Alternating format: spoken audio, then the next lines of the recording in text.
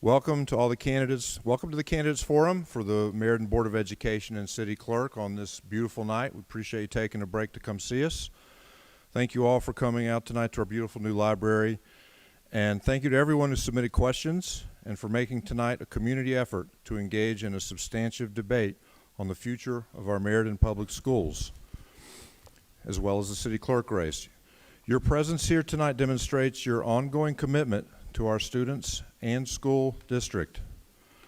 So we also want to address the fact that a group of parents and stakeholders from the St. Rose of Lima Education Committee are with us tonight, and welcome to them when they decide to enter. We want to thank you all. I need to introduce the people who are asking questions as well as the candidates. To my right, I have Crystal Eliscano and Lau Guzman, reporters for the Record Journal, and also from the Midstate Chamber, I have Tom Welsh.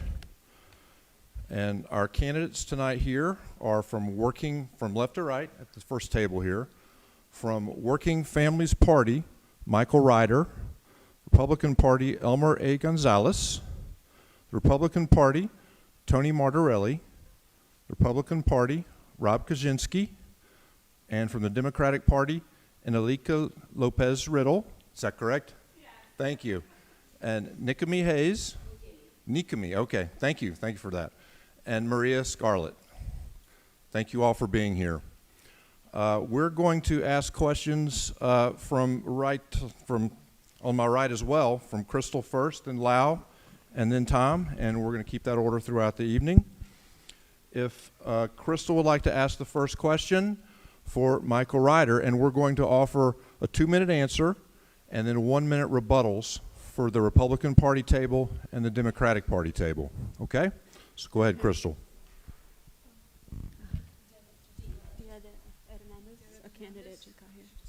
Oh, okay. We have another candidate? Okay. We'll wait a moment then.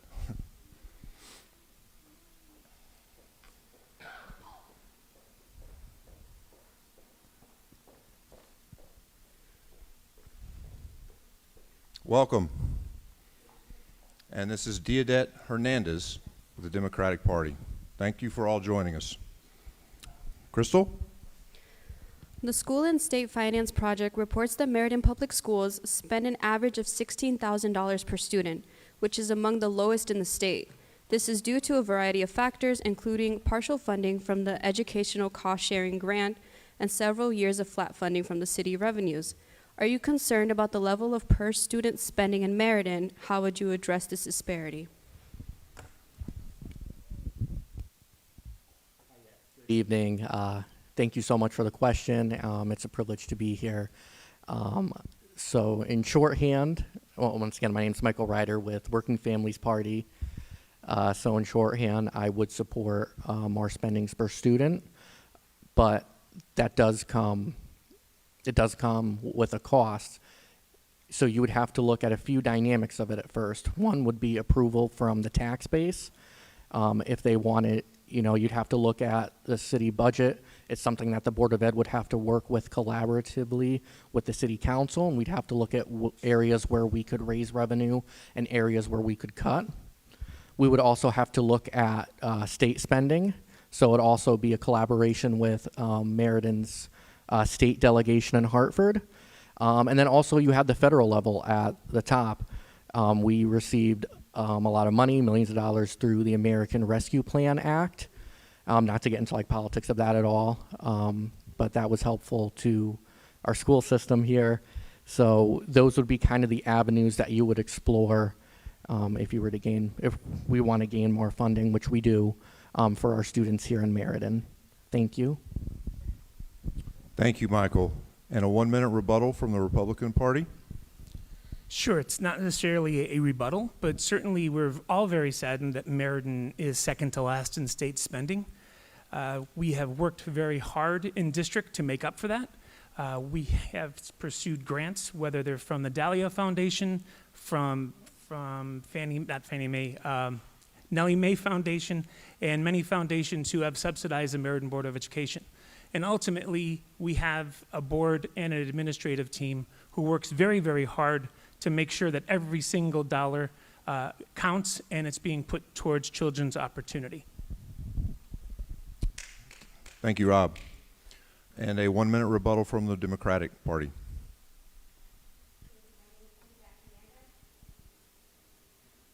I'm a nurse practitioner and I'm here to run for Board of Education. Thank you for your time. I do want to discuss this, that we are the second to last in, actually instead of 16,000, I believe in 2021 it was 13,000. So we do have a ways to go in finding resources so that way we can increase the per student expenditure.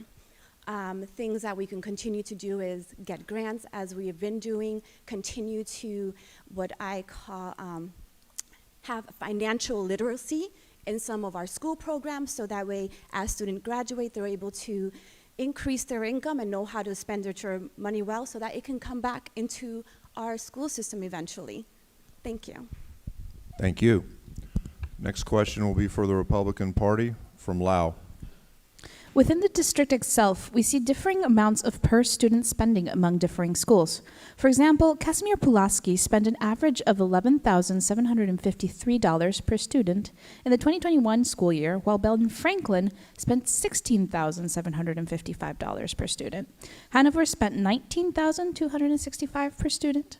So what are the contributing factors to this disparity in spending among schools? What would you do to increase equitable funding within the district? So you have to look to see what kind of programs that are at each school. So not every school has the same programs.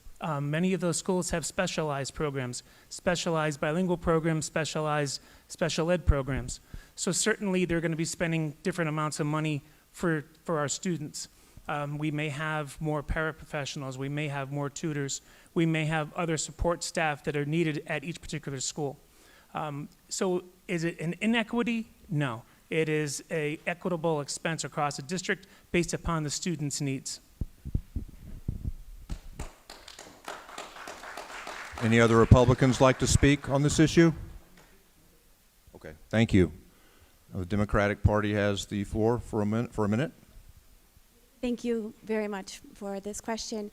So as you can see in our city, we do have the discrepancy or a way of how things are distributed. And so some of those things that are questionable, and we'll continue to look into them as we pursue with the next following years. But to Rob's correct, we do have different programs for each of our schools. Some do have special ed kit, others do have the bilingual program, which will cause some of the disparity. However, we should continue to, at any cost, continue to increase the amount per student. That's working with our city hall and council members to increase our fundings and be able to ask for more equity per children so that each child has the ability to optimize their greatest potential. Thank you, candidate Hernandez. Michael Ryder, you have the floor for a minute.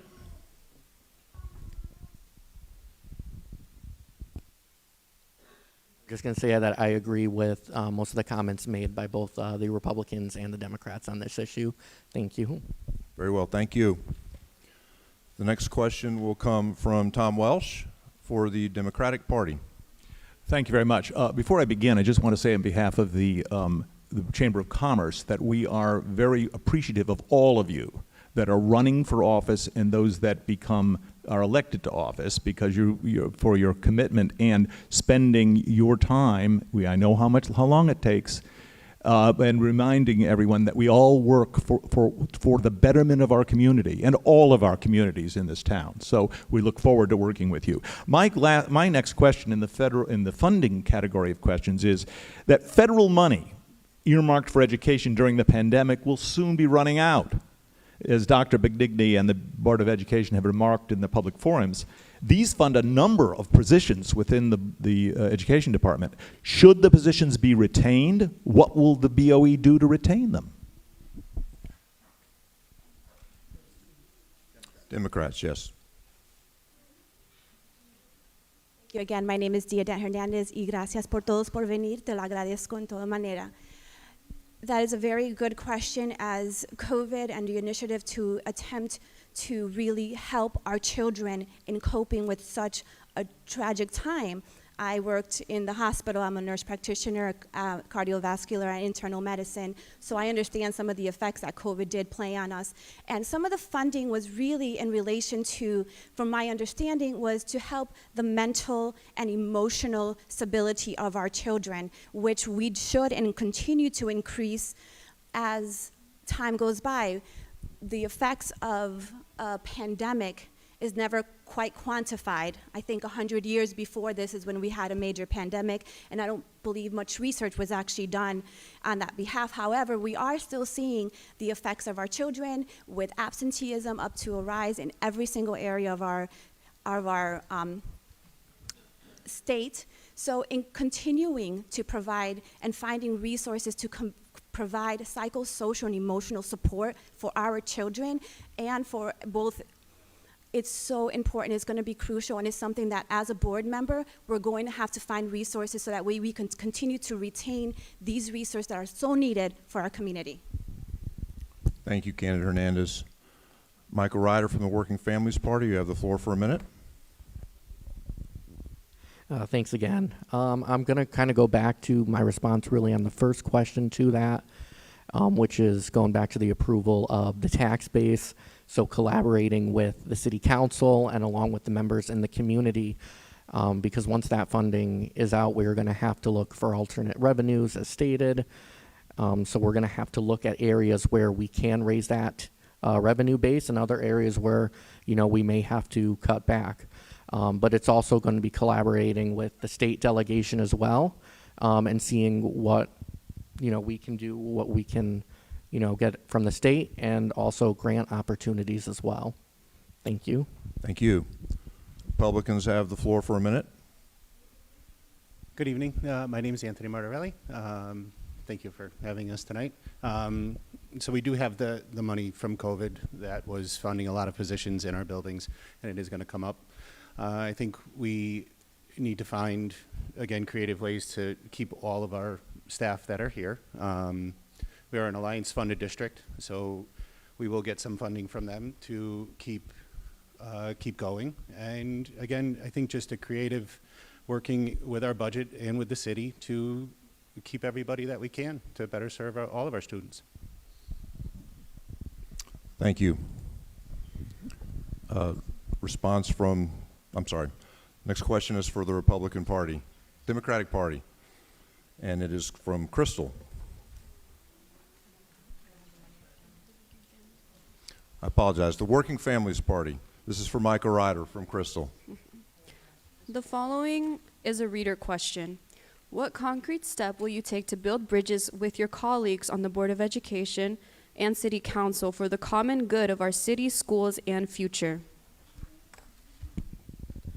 All right, thank you so much for this question. I'm running basically as a third-party candidate for Working Families. If I had the opportunity to be elected, I would represent as fairly as possible. I have a good working relationship with both Democrats and Republicans, I do believe. Ultimately, I just want to see the best done for Meriden and the best done for our students. I've grown up here my entire life and have been a part of the school system here. So I really just want to listen to what everybody has to say, you know, because it takes a community, like I said, for people to come to the table. And I would like to just really be there and listen to everybody and, you know, work together on the issues that are facing Meriden. Thank you. Thank you, Michael. The Republican Party has the floor for a minute. Hi there, folks. My name's Umber Gonzalez. I'm seeking re-election for the Board of Ed. To the comment, I'd like to say, Ned, the accomplishments that we've done as a party on the Board of Ed presently. There have been more college classes and courses offered over the past few years, enrichment academies for our students, for particularly the elementary students. We have multilingual lounges to support our high school students. We have AP lounges as well for our students, and many more accomplishments. And as proven leadership amongst the Republican Party, myself, Robbie, and Tony, we've proven that. We're sitting on the board, and we've come a long way. It's a continuum. It's a process. And we, hopefully, if we re-elected, to continue that process. Thank you, candidate Gonzalez. Democratic Party has the floor for a minute. Good evening, buenas noches. Mi nombre es Eneleika Lopez Riddle. My name is Eneleika Lopez Riddle. Your question was focused on our partnership and collaboration with each other as parties. I think for me, as a leader, I think I do my best to serve and be a servant leader in my current role. And my goal as a candidate and hopefully elected candidate is to partner with my colleagues to do not only just the best for our community, for our students, for our teachers, the personnel, and the entire community in unity. I think the goal is here to provide the best education that we can here in Meriden, which I'm a testament of. I was a student here in the Meriden Public School Systems. I know a lot of my family is a part of the Meriden Public School Systems, as I'm also a mom of two beautiful kids that are also growing up in the Meriden Public School System. So when it comes to collaboration and partnership, that is needed in order to move forward Meriden. Thank you very much. 2 quick points. If the candidates could remind the audience of your names when you give an answer, that would be welcome. And I would like to welcome again the group from St. Rose of Lima Education Committee that recently joined us. We're very happy that you're here tonight, and welcome to being here. The next question is for the Republican Party from Lao. The following is a reader-submitted question. How can the Meriden Public School System deepen partnership, especially with parents and the community? Given the limited staffing, how do parent-school interactions build partnership rather than just resolving problems?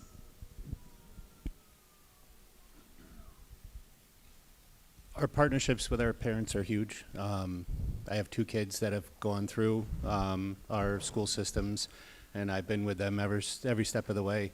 I think if we bring our parents in early and get them involved, they'll stay involved through their whole career with their students. And that's huge. It brings everybody together, and I think it's just a big part of growing our students and making them the best they can be. Thank you, Rob Kushensky. The opportunity for parents and school programs and classes to be together and to operate as one is huge. One of our largest organizations in the city of Meriden is actually a music booster program. And it's about bringing people together, no matter what, who they are, what they are. It's a matter of making people feel comfortable in their home school. It's about reaching out to parents, having parents understand how much we care about you, how much you care about your child, and coming to that common ground. And if we can get parents to come, parents of Meriden Public School students, come and be a part of our system and be a part of the progress, that's very important for everybody. It's really something that I think we do well at the high school level. We may not do as well at the middle and elementary, but we're getting there. And certainly we give those opportunities every year to reach out to parents and try to build those bonds, because that's very important to the success of any public school system. Thank you, candidate Kaczynski. And now 1 minute, you have the floor, the Democratic Party. Hello, everyone. I'm Nikimi Hayes, and I'm candidate running for the Democratic Party. So this one with the partnership with parents and the community is really important to me. I have 4 kids within the Meriden Public Schools. My twins are in elementary school. My oldest daughter is at Edison, and my my son, is at Maloney, and he is in that marching band that Rob was speaking of with the booster. So it's really important that we get parents involved in all ways, but in order to do that, we have to make sure that we're having events and opportunities for them to come out when they are available. And so we have to make sure that we do that, and I think it would be really important if we also hold maybe 2 forums throughout the school year that are in the evening, so parents can come out and hear what we're doing as the Board of Ed and in our schools, and also for our parents to be able to ask questions that they may have, because we do a lot of good things in Meriden, but a lot of times a lot of our parents don't know those things. Thank you, candidate Hayes. Michael Ryder, you have the floor for a minute. Yeah, so I mostly, again, in this situation, agree with most of what Rob and Nikimi had to say on the matter. One thing when I was working in like state politics and working on political campaigns, a lot of times what state reps and senators would do is they would host these coffee hours where they'd be able to bring people out in the community and set up these certain times where they can engage with constituents. I think there's a lot more that can be done, especially at the local level, whether it's Board of Ed or even City Council for that matter. I think if you set up those times for discussions, I think those little conversations can go a long way. Thank you. Thank you, Michael. The next question for the Democratic Party comes from Tom Welsh. I have heard, and there are reports that many parents are having difficulty in accessing online applications such as Parent Square and Power School, particularly in our Spanish community, in order to stay in touch with their child's academic status. Now that knocks out a huge chunk of parents. We have 60% of our student population is Hispanic, 17.5 being English learners. So that appears to be a significant problem. How can the district ensure communication with parents who don't have access to this technology or the language skills?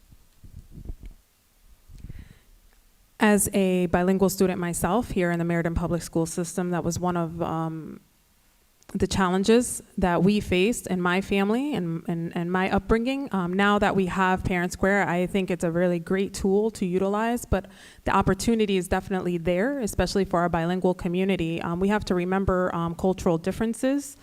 Some of our families, unfortunately, didn't have that exposure for education or that understanding of technology. I think it is important that if elected, we take that time to sit with these families and really give a one-on-one resource for them.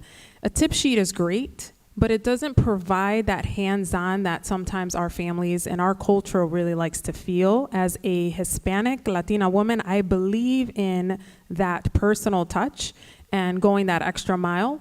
And I think that there is definitely work to do, especially in our community, as you mentioned, with a huge population of Hispanic parents that are in need of this. Technology is only great when you have that opportunity to really learn how to utilize it. Thank you. Michael Ryder, you have the floor for a minute. Thanks again, Michael Ryder, Working Families Party. One thing that Meriden did that we do have is known as the Diversity and Training Initiative.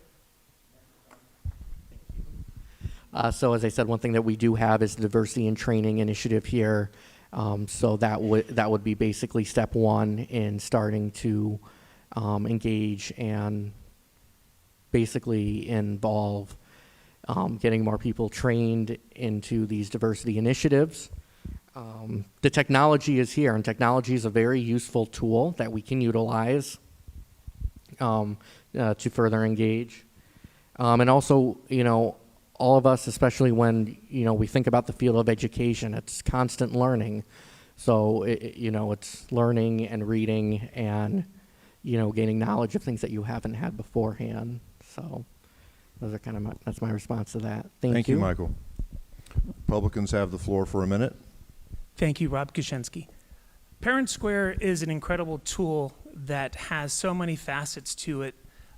If we have any student who comes in the door or a parent who comes in the door who does not understand, we have the most friendly people in our offices who are bilingual. Almost every office across our district has someone who is bilingual in the office who can help them through the technology. Parent Square has over 100 languages they can choose from to receive text messages. They can get emails and get phone calls that are translated into their native language.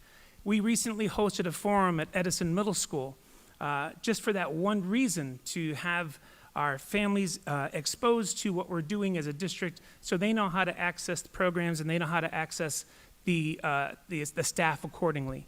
I think that might be a misnomer that that there's a lot of people who aren't tech savvy.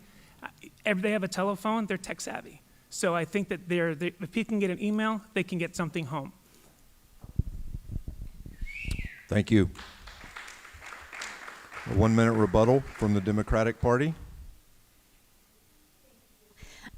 While technology has been a boost in our economy and our boost in resources and being able to provide many resources in education to a variety of people, I'm currently working on my doctorate degree online, so it's a great resource. However, many of our people or immigration people or Spanish bilingual personnel that do come in do struggle with the ability to handle electronics. I went to Mexico just a few weeks ago. They're still doing everything by paper. And I understand that we are so much more tech savvy here in the United States, but when other people are coming from different countries, there's language barriers, there's a sense of commodity that I feel that we lack at this point, and I would like to increase that one-to-one personal level that everyone deserves. Everyone deserves to feel heard. No one deserves to come up with an entourage of people and solidarity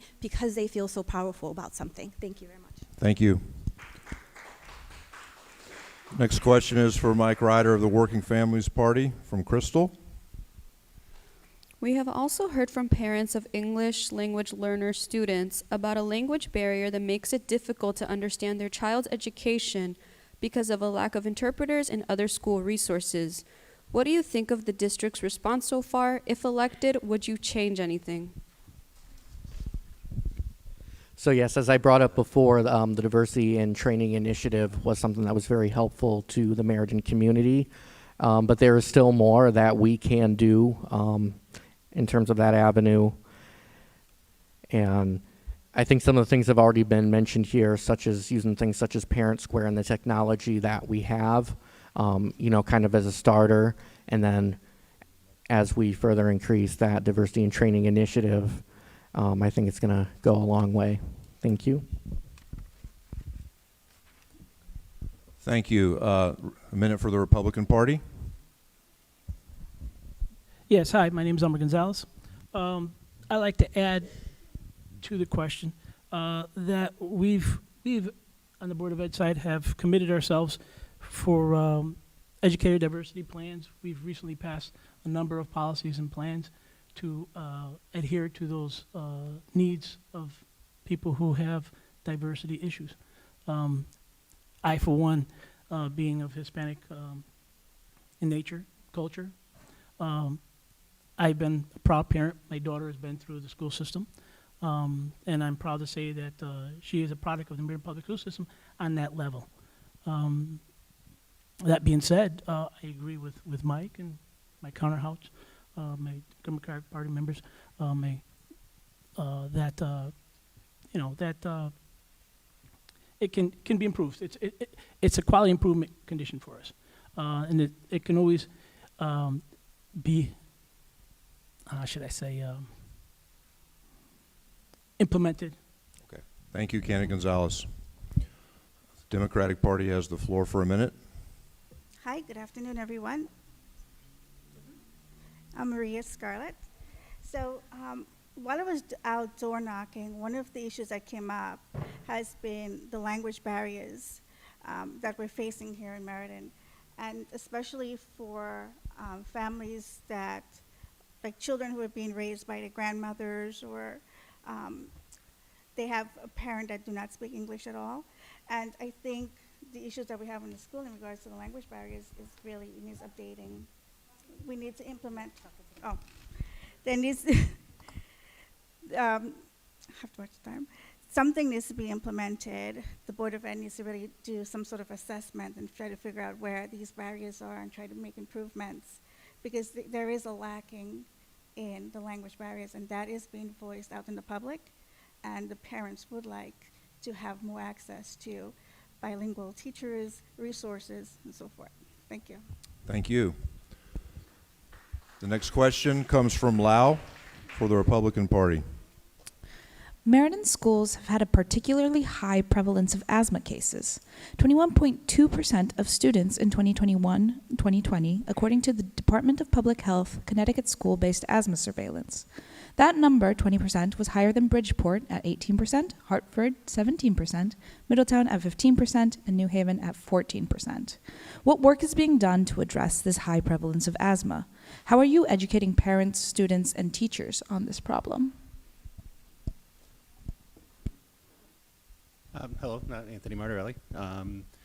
So with the money that we received during COVID, we have put air conditioning in all of our schools, air purifiers in all of our schools, working on that. So I think that's a great way and a start to help with that problem. And we just move forward from there with, sure. Thank you. So we have several $1 million that we received through the ARPA funding. And as Tony just mentioned, we have put in air filters, air purifiers throughout the district. We have changed filters several times. We've worked with the health department to see where the issues are, if they see anything that needs to be addressed.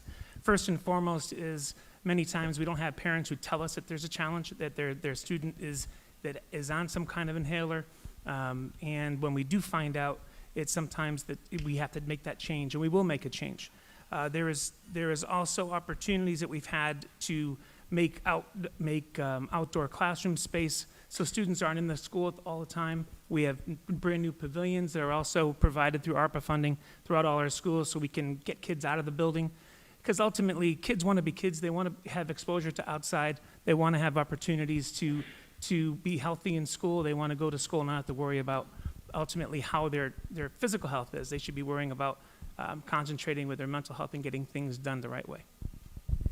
Thank you. Democratic Party has the floor for a minute. Thank you.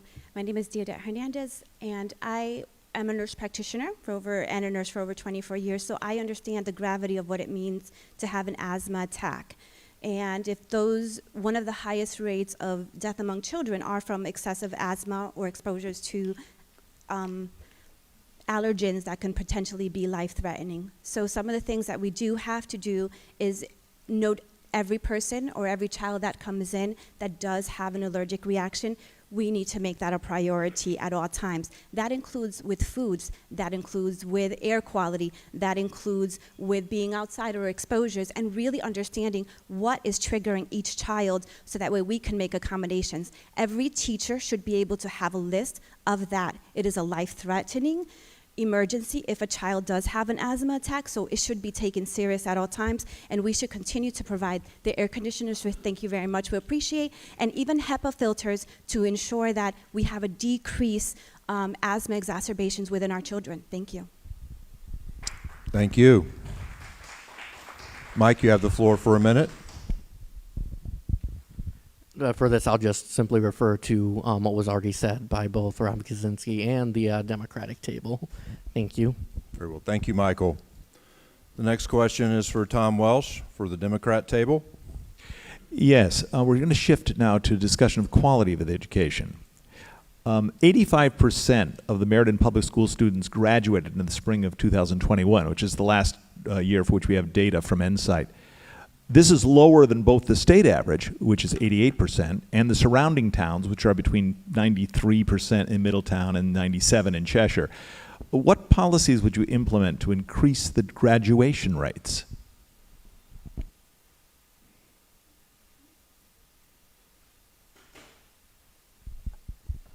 Hi, Maria Scarlett.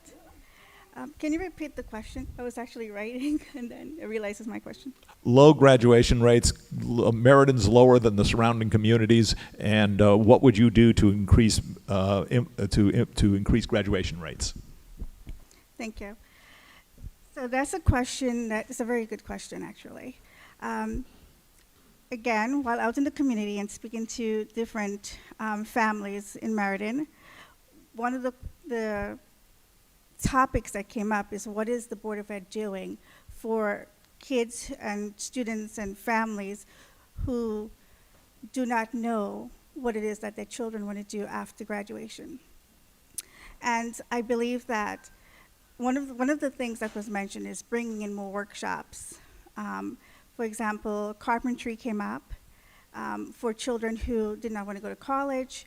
Maybe they may want to go to a trade school, and I know Meriden do have some trade schools here, but one of the things that the parents want to know is what else is the school doing, especially for kids who are bored and kids who, I'm losing my train of thought, I'm sorry.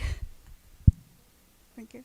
So the parents wanted to know what it is that the Board of Ed is doing, especially for the Latino families whose parents do not speak English. How are they going to help their children once they graduate from high school? Trade schools were one of the things that was mentioned, and implementing more programs to help the kids, like more career placement within the schools.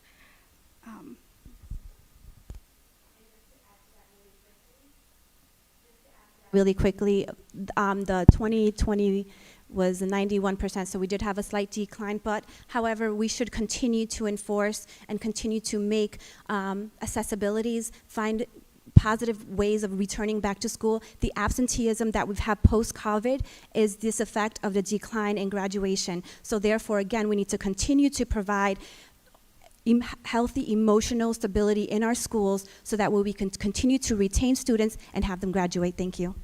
Thank you very much. Mike, the floor is yours for a minute. Yeah, so I had the privilege a few years back of working for the Board of Ed as an intern and substitute at Maloney High School. This was during the COVID outbreak, or just shortly afterwards. And one of the things that they did was they implemented this program where students who were falling behind in their work would get periods where if they had like a free period, they would be brought down to the cafeteria, and then any other teachers or substitutes who had a free period during that time would also be brought down there to help the kids, focus on their work and to help them, get the ball rolling to complete their assignments. And I noticed when I had reached out and, talked to some of the students, just by having those simple conversations, just by getting to know them a little bit more, you were able to get them on the track that they needed to getting their work completed. I think if this was done then, I think it can definitely be recreated and implemented on a larger and better scale. Thank you. Thank you, Michael. Republican Party has the floor for a minute. Thank you, Rob Kuczynski. First and foremost, we have graduates who are attending some of the most prestigious colleges and universities in the country, right here graduating from the Meriden Public Schools. So I think we should be very proud of ourselves for that. Second, we give we give more and more AP courses every year, so students have an opportunity to go to start college, maybe even as a sophomore in college, saving their families several thousands of dollars, but also being prepared. We have put in multilingual lounges at each of our high schools. We have put in AP lounges at our high schools to help our students towards that graduation point. But ultimately, we have the best staff who are helping our students get across. And we should be very proud of our students who are graduating from the Meriden Public Schools, but also know that we are starting programs with Wilcox to get students prepared who aren't college bound, who might want to go work for a factory, working on a CNC machine, working woodworking or something like that. And those programs are currently in development and or being worked on now. I know I'm out of time. You're fine. Next question comes for Mike. Mike, I told you to have a lot of time to articulate yourself tonight. I was right, wasn't I? Yeah. And this comes from Crystal. Following up on absenteeism, since the pandemic, we have seen an increase in chronic absenteeism among students and a number of attendance initiatives in the district. What do you think of the district's response so far, and would you do anything differently moving forward? Thank you so much. From my understanding, I believe the district is responding as appropriately as they can. They are identifying these cases. Going forward, I would collaborate with more experienced members on the board on this issue, and that's kind of how I would go with it. Thank you. Thank you, Michael. Republican Party has the floor. Anthony Martorelli. So our absenteeism has come down. We work every day with our parents, which is probably the best way to help our kids get to school and make them excited about coming into school. Our teachers go out to our students to do home visits, and they go and check up on them, make sure that they're ready for the day and that they can come in, and they're just make it an inviting place for kids to come in and make them wanting to come in. We have 30 seconds left. We also have family resource officers, FSLs, family school liaisons rather, each and every one of our high schools and middle schools that reach out to our families. They do make home visits. They work very hard to ensure that our students attend school. Our chronic absentee rate has come down 1.6%, I believe, in just the past year and a half. But you have to remember you're comparing pre-COVID to now, and those numbers are continually growing. And I think Meriden is doing a pretty good job at addressing that issue. Thank you. Democratic Party has the floor. Hello, Nikimi Hayes. So with the district response with the absenteeism, I actually think that's one of the places that we are doing pretty well in.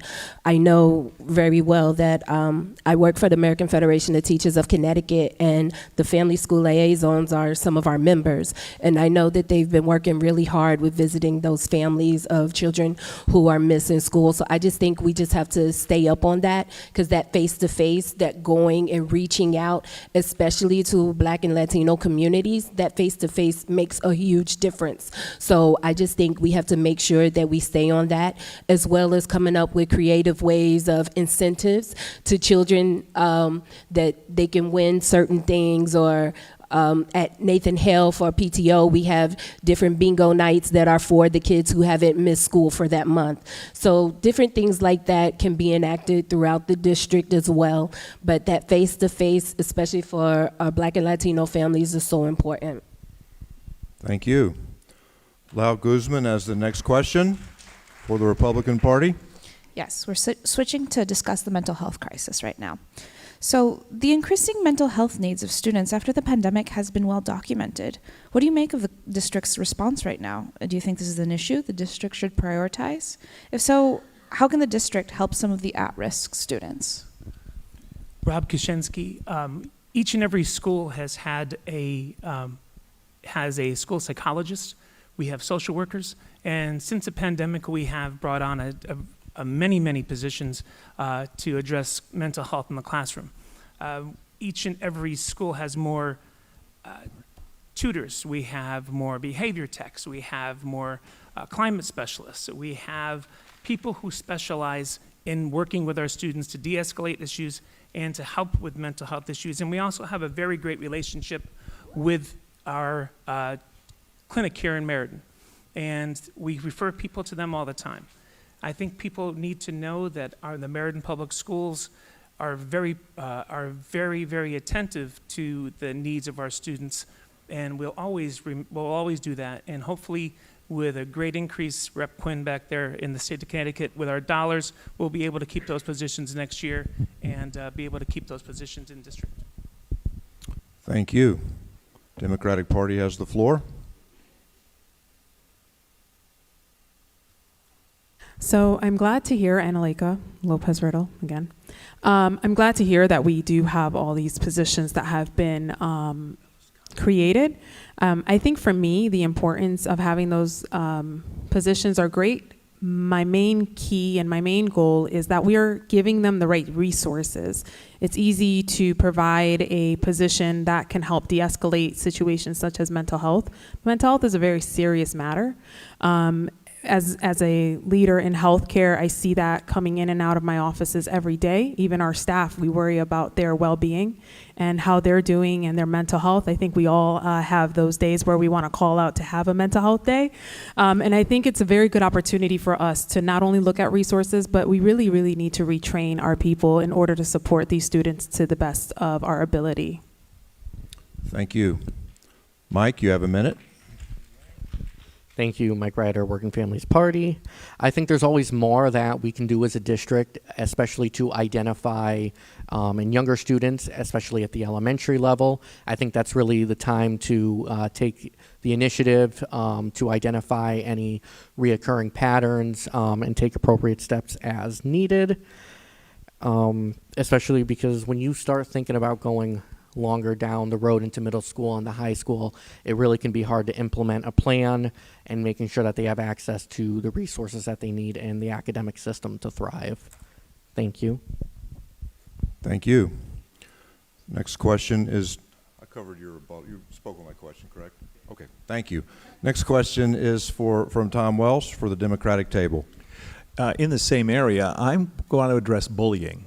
Now, I know I've heard from folks, including from the St. Rose folks who were here earlier, specific instances of bullying that were not addressed.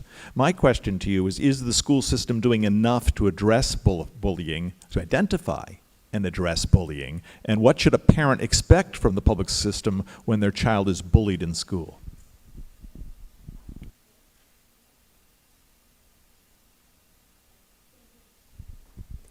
Thank you, Mr. Welsh. My name is Diodette Hernandez.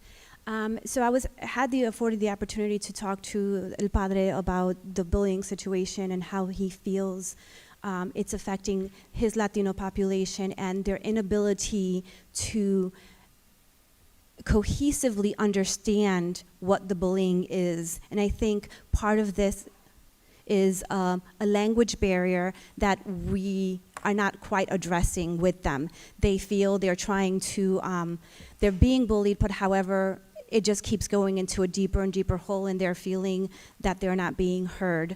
So this is definitely something, bullying is definitely something that I believe both parties are at no. We want to definitely address bullying and making sure that it is properly and emotionally done so that the child who is bullied and the child who is bullying are both addressed in a positive manner, so that way we can stop the bullying from the bottom down, from the bottom up.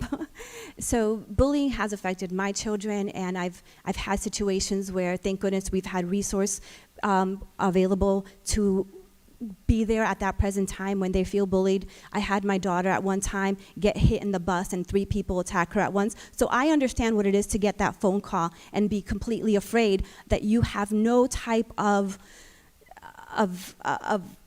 say in this situation. You have no type of control. I was very thankful that they did have a nice bullying section. They got us all together. We were all able to address the issues, and both of those issues were properly addressed. So I think there is something involved in there, and I think there is some room to grow, and most of it comes from the language barriers and really understanding and breaking that gap between parent, teacher, and the bullies and the bullying. Thank you, Candidate Hernandez. Mike, you have the floor. So I think bullying is an ever-evolving issue, especially with the incorporation of technology in the 21st century. It's not always black and white, and there's a lot of things. I think, in many ways, bullies are becoming smarter because they have access to tools and technology that previous generations didn't. So it's always good to be diligent and to incorporate, yearly training to new technology, to new social media platforms, things that could eventually use to target students. Thank you. Thank you, Michael. Republicans have the floor. Bullying is not tolerated in our schools. I think to help this along is where the relationships with our students and staff are made. That goes a long way to helping with keeping the bullying under control and making sure that it's dealt with as immediately as possible. We have our SROs in the building. They're great resource for our students. There's always somebody that they can talk to. There's always somebody that they can go to help the process get started. And I think just the relationships that get built with our staff is probably the best way to make that happen.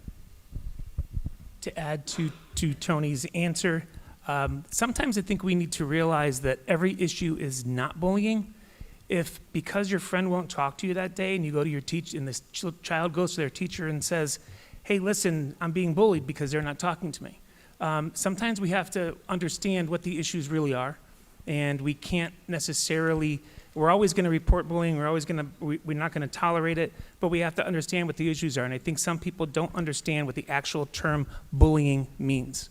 And I think we need to give people more of an opportunity to actually read what the policy is or be told what the policy is. And there is a flow chart on the MeridenK12.com, which is very helpful to parents as well. Thank you, Candidate Krasinski. And we're not stuck in time, so we're moving along here. Okay, the next question is from Crystal Eliscano for Michael Ryder. In the United States, 44% of teachers, of K through 12 teachers, report feeling burnt out, according to a 2022 Gallup poll. And this is leading to a lot of vacancies in teacher positions. What do you think of the ways the district supports educators? And do you think Meriden is doing enough? Thank you. I think that there's more that the district can be doing. I think there's more that, that we can all do to support our teachers. Certain districts in the country have, really studied this and looked at this from a different lens. Some have brought up the 4-day work week. I don't necessarily know if that conversation is something that could be held here or could be viable, but it's definitely one mechanism of many to look at. But a lot of times too, it's hearing from the teachers and taking suggestions from them and seeing how we can best help them out. There may be other ways that staff inside the schools, such as paras and substitutes, can also be a vital resource to just be able to wean off some of that extra workload from the teachers, just so that way we can help them out the best we can. Thank you. Thank you, Candidate Ryder. Republican Party has the floor.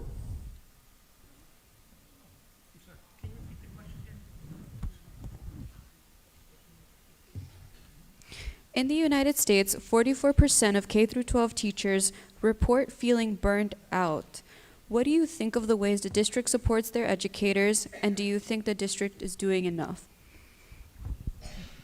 Well, in the district of the Meriden Public School Systems, I don't think our teachers are getting burnt out.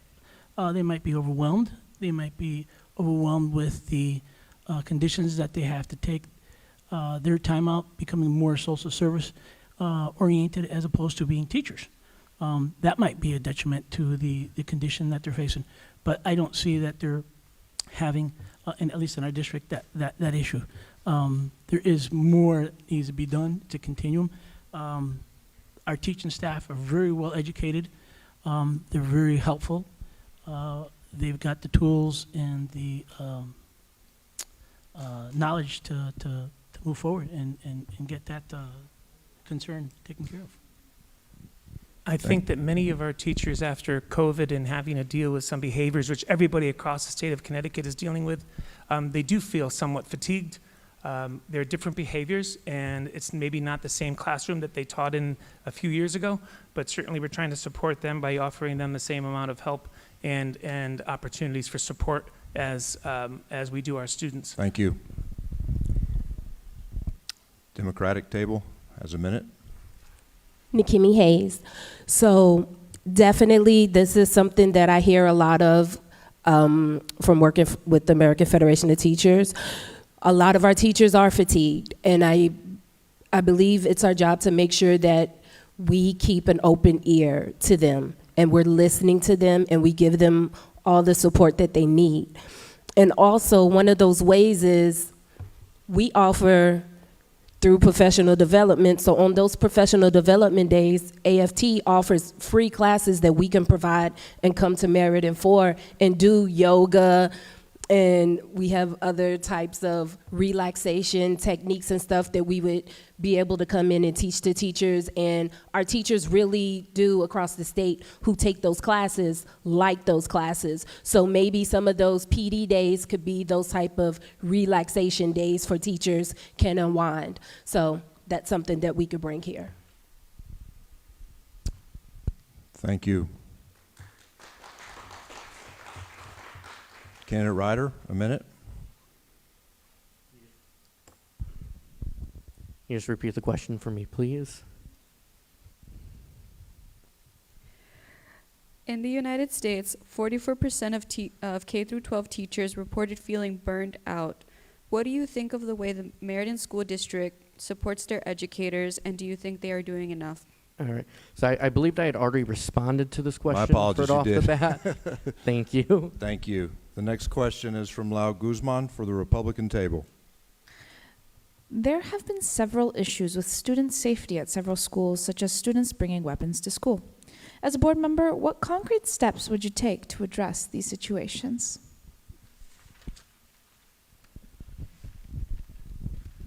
So all of our schools, all of our doors are locked. If you need to get into the building, you are going up to the front door. You got to get buzzed in. You go into the office, and they want to know where you're going. We now have the PD can now see into our buildings if they need to, if there's an incident, so they can better serve that if it comes up.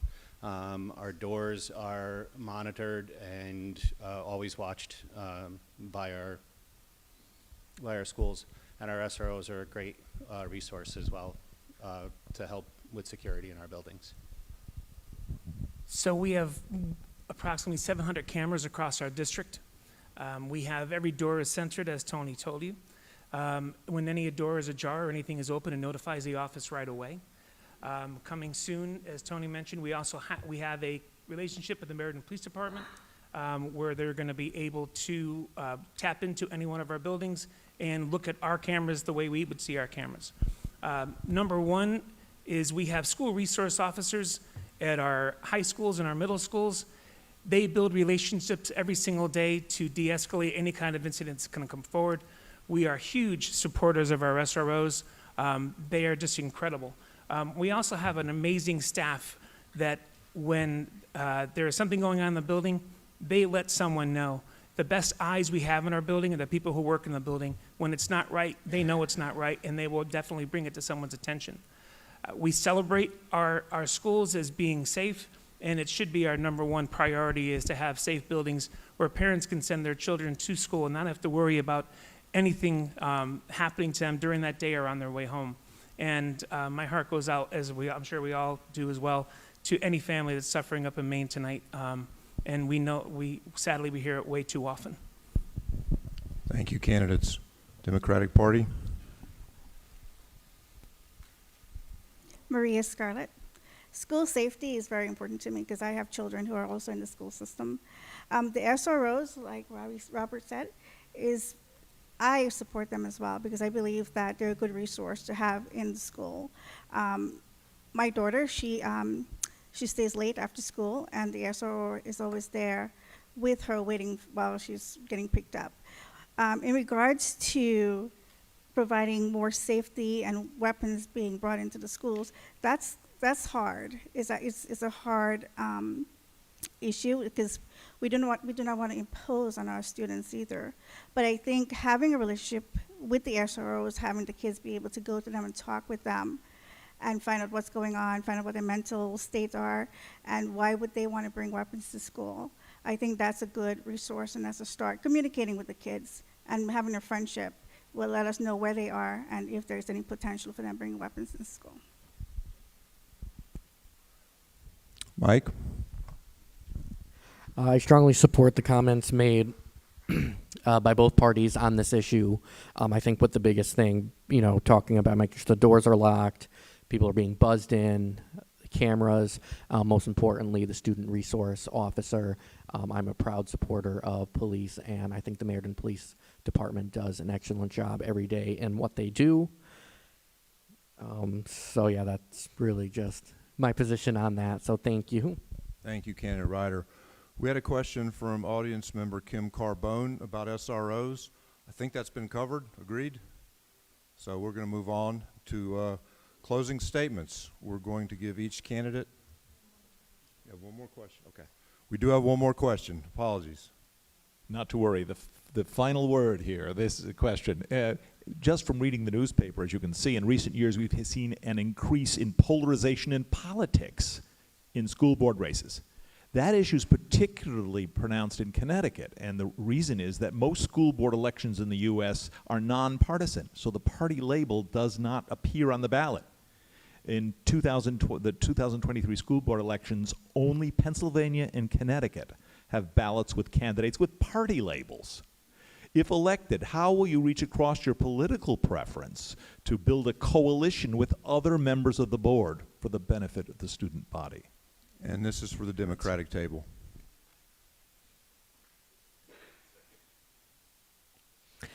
Enrique Lopez Riddle. As mentioned previously, I'm a servant leader, so I think for the focus here is to serve our community, to serve our students, and serve the personnel within the system of Meriden.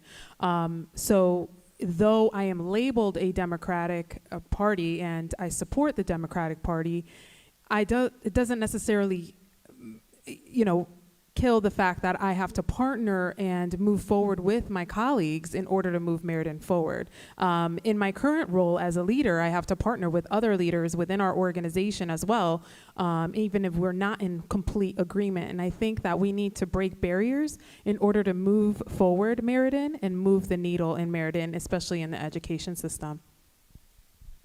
And just to add to what my counterpart, Annie, was saying, I think especially, I work in the community every day in Meriden. I'm not from Meriden, but I'm very much a part of this community. My family is very much a part of this community. And like me and Rob, we work together on the boosters, the Maloney band boosters. And we have a relationship because of that. So it's not just because I'm running on the Democratic Party that, I'm not gonna hear anything that the Republicans have to say, because we will. We can't get nothing done if both sides can't work together. We have to be able to work together to make things a success and to move things forward. So we will definitely be able to do that. Any one of us ladies, we would definitely be able to work with people on the other side, because our main focus is that the community of Meriden, the kids of Meriden, are being served, and we're here to serve. So we're going to do that no matter what. Thank you, Candidate Hayes. Candidate Ryder, a minute.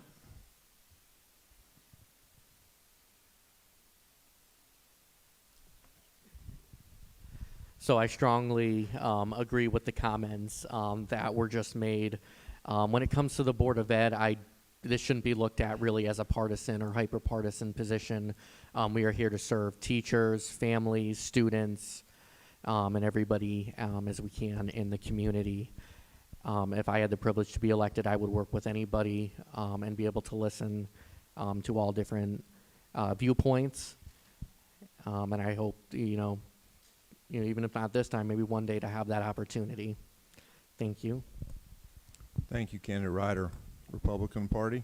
Rob Kaczynski. During my time on the Board of Education, I will challenge anybody to say that politics ever enters on that board floor. It does not. I've worked with many people who've been on the board in the past in the audience, whether you're Democrat, you're Republican, or you're independent. The whole idea is student opportunity and doing what's best for children. And I could echo what Kimmy has said 100 times over. We work for kids and the best opportunity for kids. And what's happening across the country where they're polarizing school boards and they're banning books and the stupidity in that way, that's not gonna happen here. It's just not gonna happen. Kids first, and it's everybody together. And I don't see that ever changing. And can I just add to what Rob and my constituents have said? I like to say that it's not about it's about we, it's about building relationships, and it's for the students. Thank you, candidates.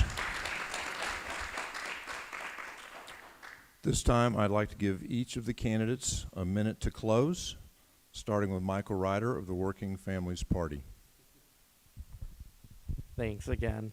My name's Michael. As I mentioned, I was born and raised here. I lived here all my life. I'm a product of the Meriden public school system. I would love to have the opportunity to serve in any capacity that I can to give back to the community that raised me. As you see, I'm running third party. This is not a race I expect to win, and I'm okay with that. I have great opponents such as Maria and Robbie Kay, and if the people want to vote either way, that is okay with me on that matter. I'm running to bring choice to the ballot here this November, and that's mostly what my campaign is going to be about.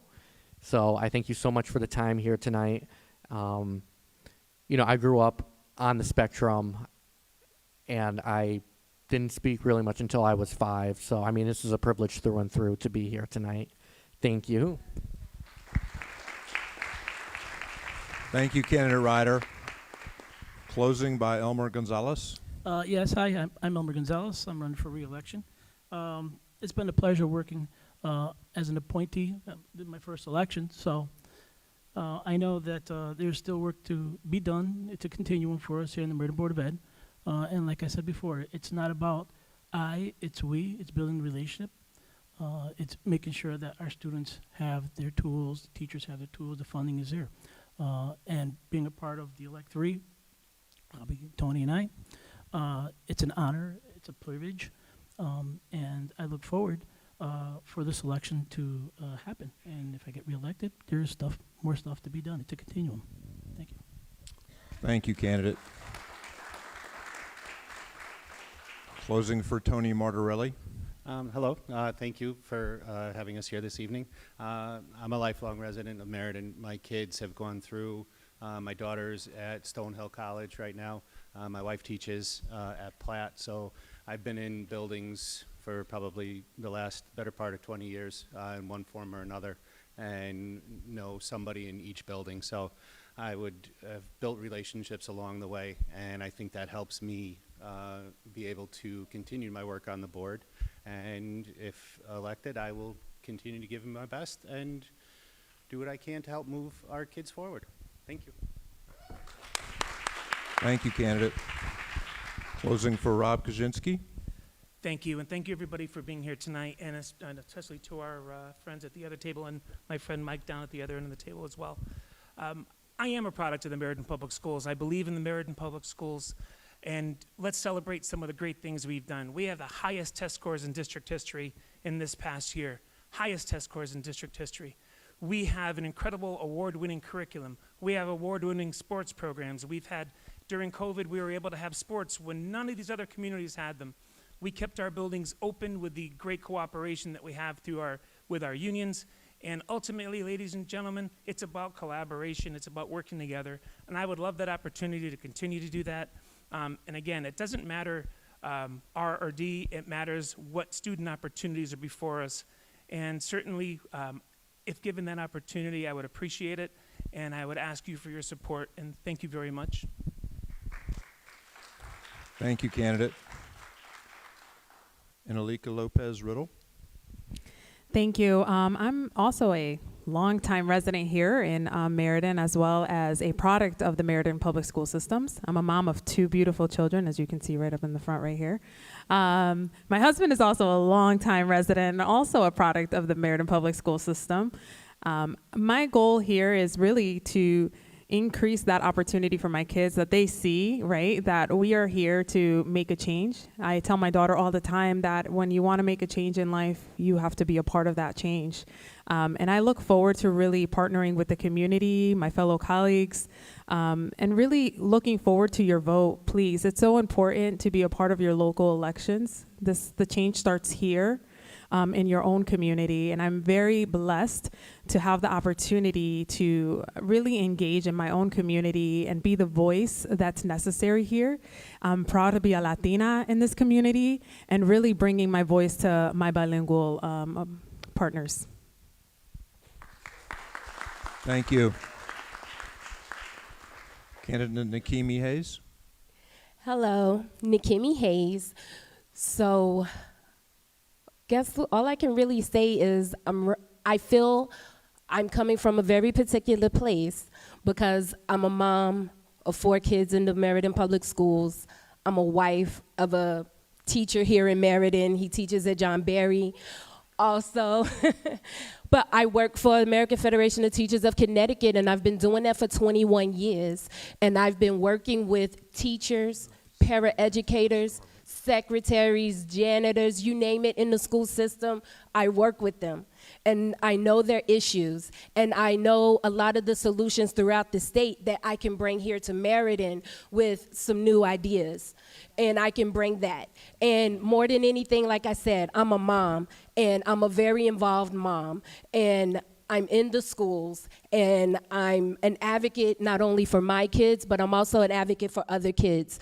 I've done that especially as my role as vice president of the NAACP. We get calls all the time, and parents need other people to be there to advocate for them, and I do that in my role. So I would continue to do that for all kids here in Meriden. Thank you. Thank you. Maria Scarlett. Hi, everyone. Maria Scarlett. I'm also a parent of 4 children, 2 who graduated from the Meriden Public School System. I'm running because I want to be the voice for the people here in Meriden. There's a lot of voices that are not being heard currently. And as I go out in the public, when I first started, I was running because I wanted to be a part of the board. I felt like it was time for me to participate in something in Meriden. But as going out into the public, I realized that there are voices that are not being heard, and I want to be that voice for them. The Board of Ed is doing actually a really great job, and a lot of people are happy with the job they're doing, but there's always room for improvement, and I want to be a part of that, helping to make the improvements that are needed. And I'm hoping that one of the ladies here, if it's not me, but one of us, will get onto the board. Thank you. Thank you. Candidate Diodette Hernandez. Thank you so much. Gracias todos por estar aquí. I'm passionate about education, if I can describe myself. I've grown up here in Meriden. I've taken bilingual classes. It's taken me a while to capture both languages and dominate both languages. Now I can dominate 3, thank you. In saying that, I've also been able to master within my mind and my diversities that have come as growing up in an impoverished area. I understand how difficult and what the percentage is of me being able to pursue a doctorate degree in nursing under my circumstances. I want to do this because I want to lead by example. I want children to be able to see I can do that. And I've done that because I've had teachers, I had professors, I had other people that weren't necessarily my color, but they believed in me. And that is a key to truly making people successful and making children successful, allowing them to be loved no matter their color, the diversity, or where they come from, allowing them to believe in their dreams regardless of where they come from. And one day I said I was going to be a Board of Education member after spending 4 years in the Board of Education in high school, and I plan to fulfill my duty. Thank you very much. Thank you, candidate. I'll take this moment to thank all the candidates for showing up tonight and enriching our knowledge. Our voters should know a lot more about you than they did before they came in the door. I want to thank the audience for showing up on a beautiful night when you probably wanted to stay outdoors. And my panel questioners, we're going to take a very short break, and then we're going to have a city clerk forum in, say, 4 or 5 minutes, and we will continue. Thank you very much.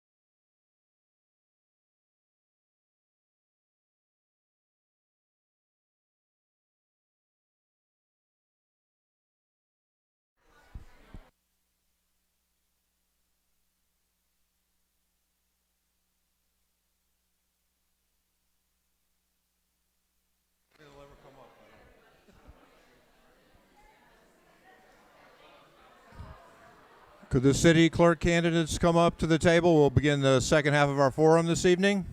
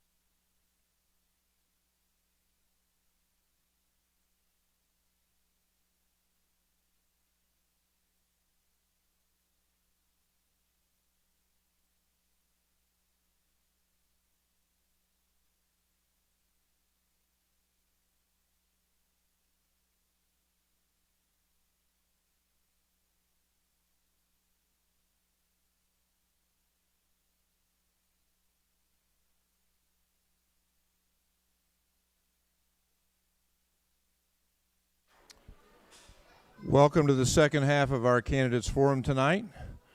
We have both city clerk candidates, Democrat Michael Cardona and Republican Denise Grandy.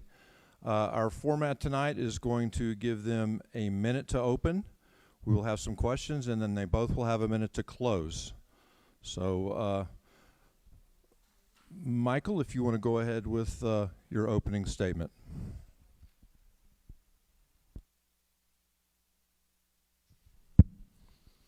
Okay, I'd like to thank you all for being here tonight. I want to thank the Record Journal, the Midstate Chamber of Commerce for organizing this event, and thank you to Ms. Grandy as well for turning out for this forum tonight. Having been born and raised in Meriden, it's been a privilege to serve on the City Council as Deputy Mayor, Chair of Public Safety, as well as the Board of Education.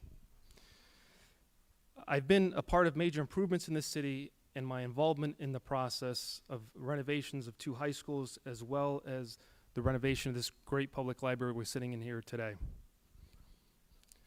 I believe that some of the critical qualities needed to be an effective leader are a willingness to always learn and seek challenges.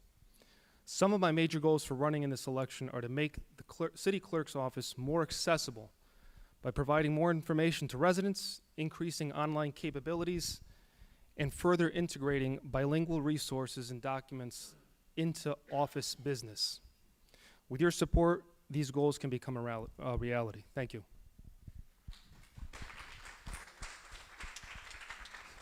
Thank you. Candidate Grandy, a minute to open. I want to thank everyone for coming tonight, the Record Journal, Midstate Chamber of Commerce. Mostly I'd like to thank the citizens of Meriden for electing me and re-electing me to be your city clerk. I started working for the city in 1989, transferring to the city clerk's office in 2007, where I feel I found my calling. Once in the clerk's office, I worked under Irene Massey for 7 years, and then I was elected in 2015. The clerk's office requires extensive training and ongoing training to keep up with the ever-changing state statutes and regulations. I received my certification as a certified Connecticut town clerk in 2016. I'm also the chief elections official and the keeper of all Meriden records. Most residents interact in the city clerk's office is for birth, death, and marriage, register the dogs, or to get an AB. These services are all important, and they're only part of what we do. As a department head, I work side by side with my staff to wait on all customers and serve the community. Thank you. Thank you.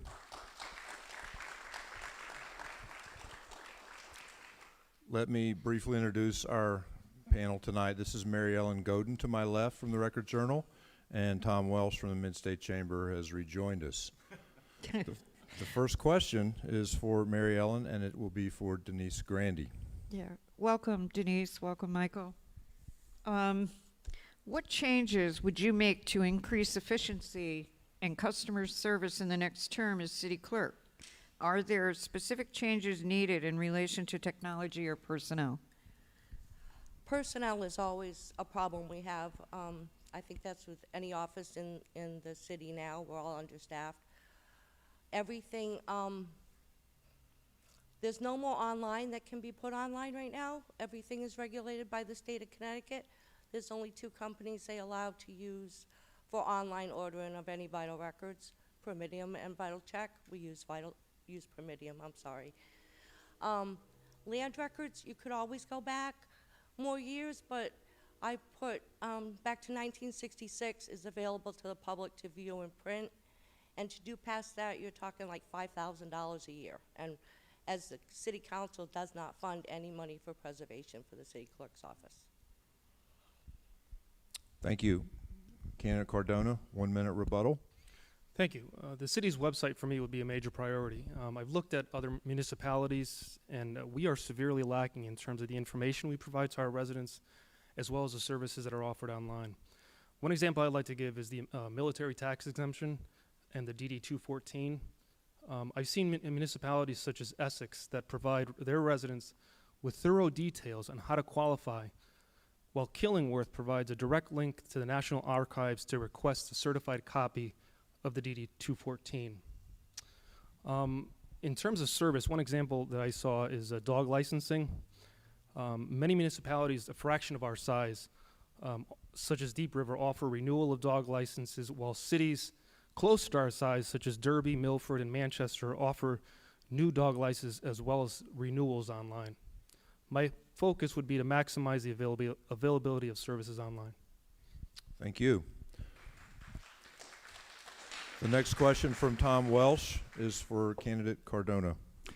Yes, well, first of all, to both of you, thank you for your prior service as public officials here in the city of Meriden. You were both seasoned folks. My question to each of you is, what personal and professional experience makes you the most qualified person for that position?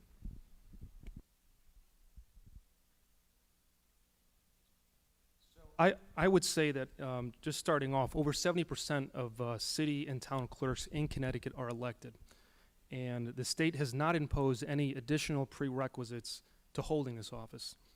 A certification program has been established, as Denise mentioned, by the state, and it's administered by the Connecticut Town Clerks Association.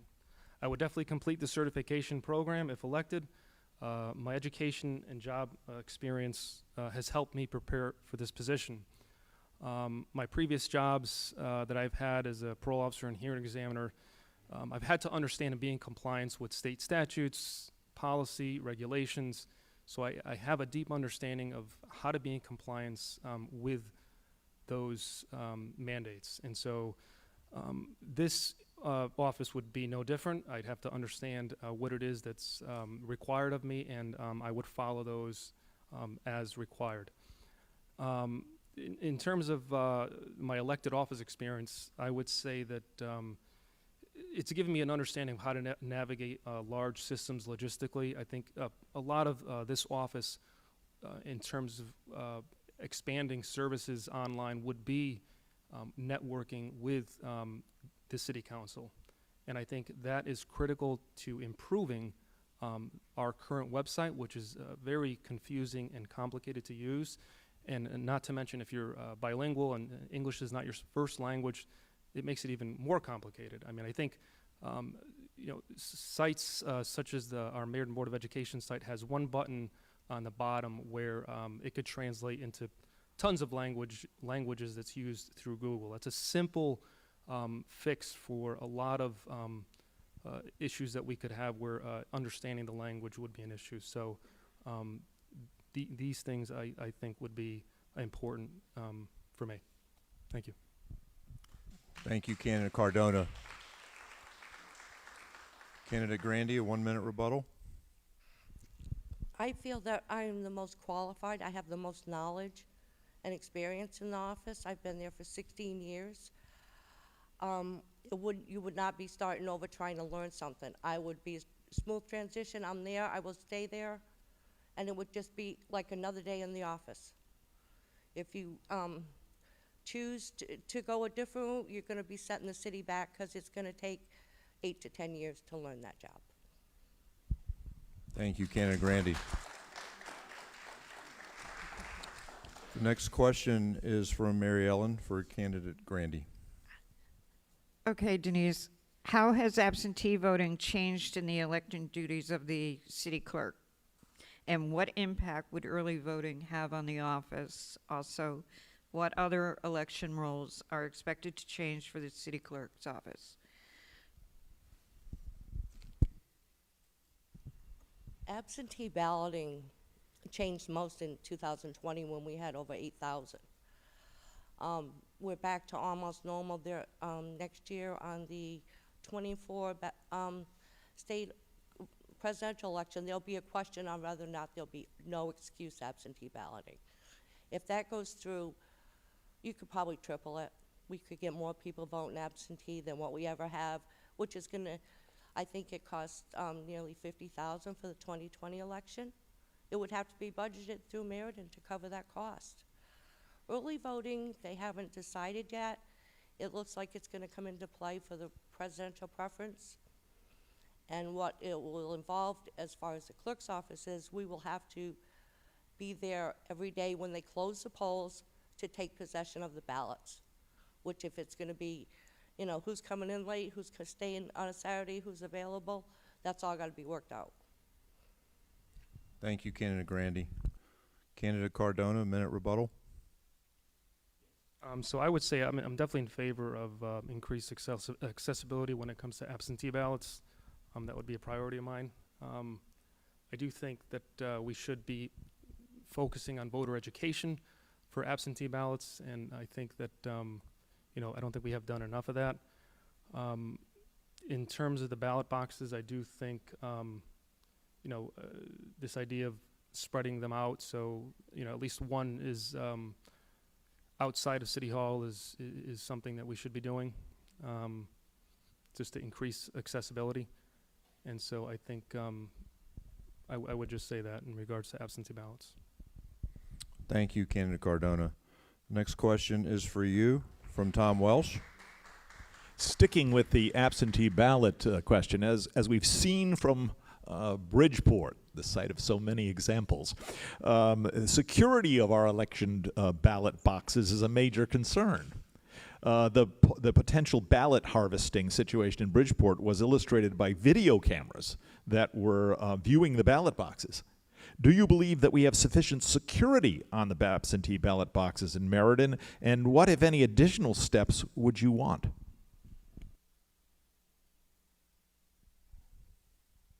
So despite the issue going on in Bridgeport, voter fraud has not been seen as a substantive issue in Connecticut. I would just like to cite like a conservative Heritage Foundation study that stated that there were 20 convictions or civil penalties over some form of absentee ballot in this state since 1988. So this is not a significant issue, but with that said, I don't see any harm with cameras being installed for additional preventative measures. I'm not opposed to that, but I think our real focus should be on, you know, increasing voter accessibility and voter education. That would be my priority. Thank you. Thank you. Candidate Grandy, your rebuttal. I have no objections of putting cameras on the absentee ballot boxes. I have them where they are, because if we move one off-site, we need a police escort to go and clean it out to check it. Excuse me, they have to be checked 2 or 3 times a day, so you're asking the policeman to come and escort us to change it. With them being right outside City Hall, we can just go and do it. As far as ballot harvesting, it cannot be done. It cannot be done in Connecticut. And, you know, the ballot boxes are fine. I have total control over how many absentee ballots come out of my office and where they go. And I mean I, not anyone else. I keep track of them. Thank you. Everyone hearing okay? Okay, just checking. All right, a little closer, okay.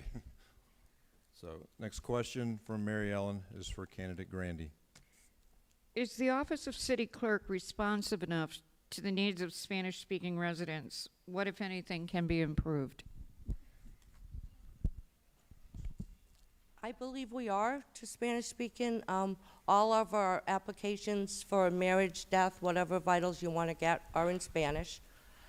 By charter, I'm allowed to appoint one assistant. I decided to appoint a bilingual. She speaks fluent French, reads it, Spanish, and she reads it. The only problem I have is that she's not in the office that much because everyone else in the city needs her also. So they might be gone for an hour and I'd have to go pull her back out of another office to help us. But I do have a full-time, and that was my choice that she be bilingual. Thank you. Rebuttal from candidate Cardona. Yes, so as was mentioned, we do have a significant Spanish-speaking population, and as I've mentioned before, the website is not easily translatable. We don't have a lot of forms that are offered in Spanish, and I am glad, as Ms. Grandy mentioned, that she is, I would thank her that she appointed someone who speaks Spanish, I believe, this February. Having been in office since 2015, to have a Spanish-speaking person this February appointed is an accomplishment. I would say that being bilingual is a valuable skill that we need in City Hall in general, as was mentioned. Given the population that we have, it's just a matter of practicality. If there were a significant population that spoke Polish, we should have people that speak Polish in City Hall. I mean, it's just a matter of practicality. Thank you. Thank you. Next question for candidate Cardona is from Tom Welsh. Okay, the city clerk's office handles a wide variety of services for residents, everything from vital statistics, fishing licenses, land records. What additional resources or technologies would you implement to make any of these specific functions more user-friendly?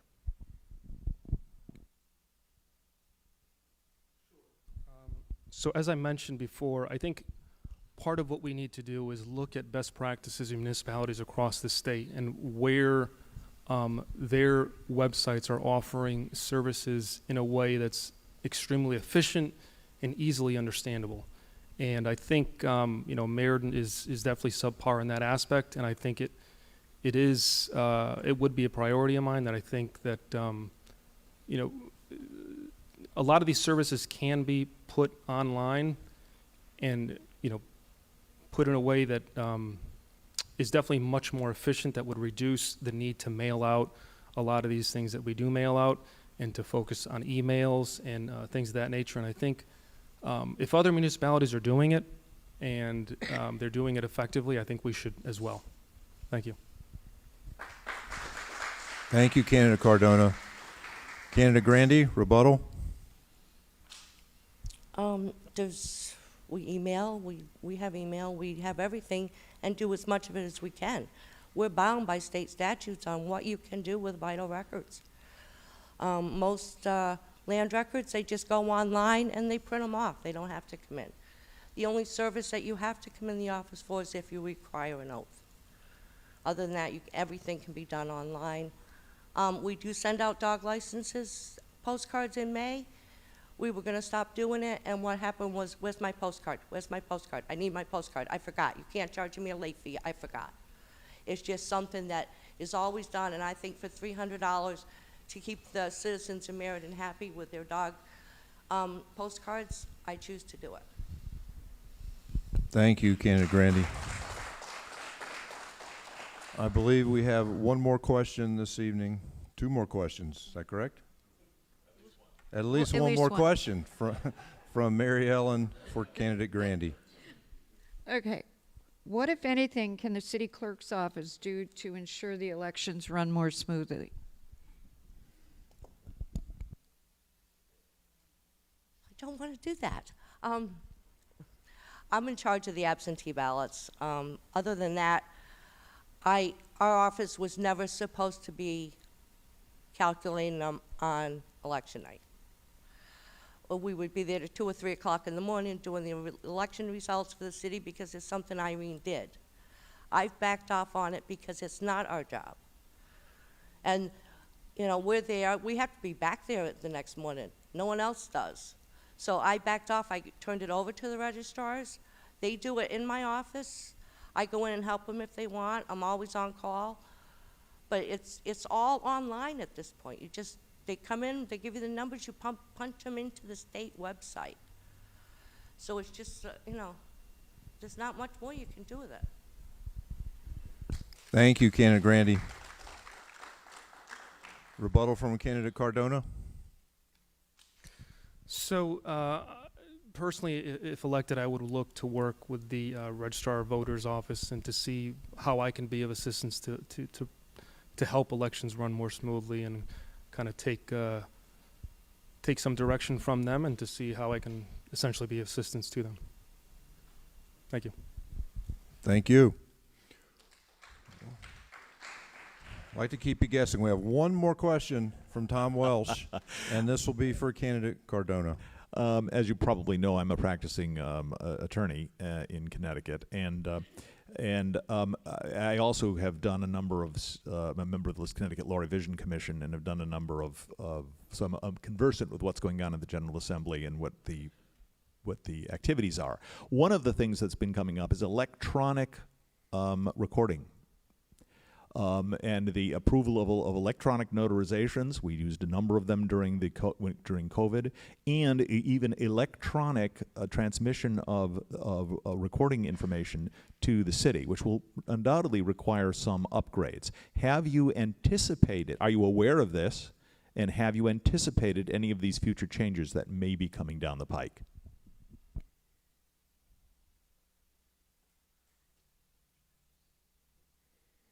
I was aware of a task force that was looking at providing land records offered by the state, but I was not aware of what you mentioned.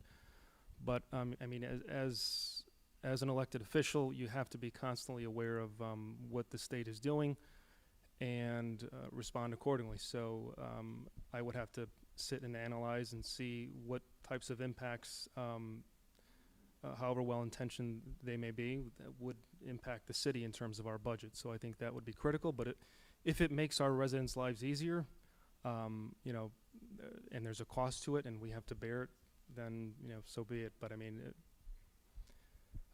my priority would be if it improves our residents' lives. Thank you, candidate Cardona.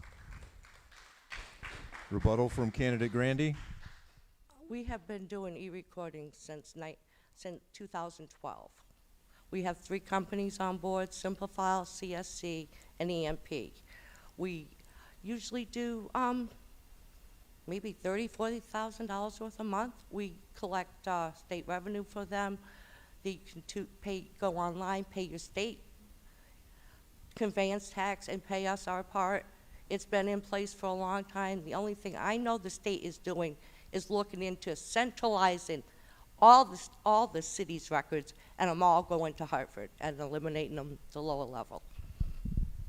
Thank you, candidate Grandy. Okay, now we're moving on to closing statements. Republican Party's Denise Grandy for 1 minute, please.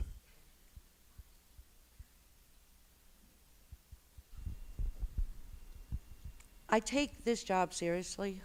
It's my passion. I like it. I'm always bipartisan with everyone. It's not a political position. It's something I enjoy.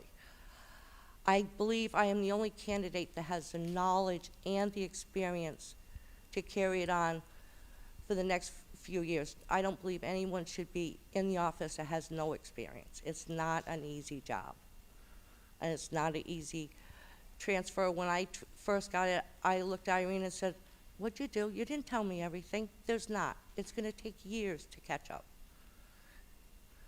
But I hope everyone will see that, and I'll get reelected. Thank you. Thank you, candidate Grandy.